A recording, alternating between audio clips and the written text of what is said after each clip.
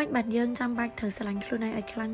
ចង់មកបញ្យល់ហេតុផលងាយឲ្យយើងចេះងាកមកស្រឡាញ់ខ្លួនឯងពីថ្ងៃហ្នឹងទៅមានចាប់អារម្មណ៍នៅពេលដែលយើងភ្លេចស្រឡាញ់ខ្លួនឯងយើងក៏លេចមកមើលខ្លួនឯងគឺយើងដុនដាបមែនតើទាំងផ្លូវចិត្តទាំងផ្លូវកាយទាំងសម្រស់ទាំងអារម្មណ៍ធ្លាក់មកដល់ចំណុចមួយដែលចាប់យើងមែនតើពេលដែលយើងអត់បានស្រឡាញ់ខ្លួនឯងយើងក៏មានអារម្មណ៍ថាជីវិតយើងអត់សូវមានតម្លៃជីវិតយើងអត់សូវមានន័យព្រោះតែយើងអត់បានធ្វើអីសម្រាប់ខ្លួនយើងខ្លះការស្រឡាញ់ខ្លួនឯងវាមិនមែនជារឿងអាត្មានិយមទេប៉ុន្តែជារឿងដែលយើងតែងតែប្រាប់ខ្លួនយើងថាទោះបីជាយើងស្រឡាញ់អ្នកណាក៏ដោយតែទុកក្តីស្រឡាញ់សម្រាប់ខ្លួនឯងខ្លះការដែលយើងស្រឡាញ់ខ្លួនឯងយើងនឹងផ្ដល់ឲ្យខ្លួនឯងនៅអ្វីដែលយើងចង់បានយើងនឹងថែសម្រស់យើងឲ្យស្អាតយើងនឹងប្រឹងប្រែងនៅក្នុងជីវិតប្រចាំថ្ងៃរបស់យើងឲ្យល្អសម្រាប់ជីវិតយើងដឹងអត់នៅថ្ងៃចុងក្រោយដែលយើងអត់មានសល់អ្នកណាគឺយើងនៅសល់ខ្លួនឯងបើទោះបីជាមនុស្សនៅលើពិភពលោកនឹងបោះបង់យើងក៏យើងនៅសេសសល់ខ្លួនឯងដែលមិនបោះបង់ខ្លួនយើងចោលការដែលអោបខ្លួនឯងនៅក្នុងថ្ងៃដែលយើងកំពុងតែពិបាកបំផុតវាពិតជាមានន័យមែនតែនសម្រាប់ជីវិតរបស់យើងហើយយើងចេះស្រឡាញ់ខ្លួនឯងយើងនឹងដឹងថាអ្វីដែលយើងគួរកាត់ចោលអ្វីដែលយើងគួរដកចេញ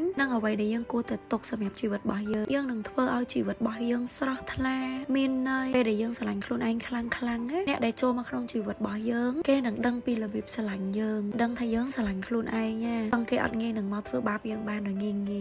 មិនថាយើងកំពុងតែស្ថិតនៅក្នុងចំណុចណាមិនធ្លាប់បានស្រឡាញ់ខ្លួនឯងសូមរៀនចាប់ផ្ដើមស្រឡាញ់ខ្លួនឯងឲ្យខ្លាំងចាប់ពីថ្ងៃហ្នឹងទៅមើលថែជីវិតយើងឲ្យល្អថែសម្រស់យើងឲ្យស្អាតណា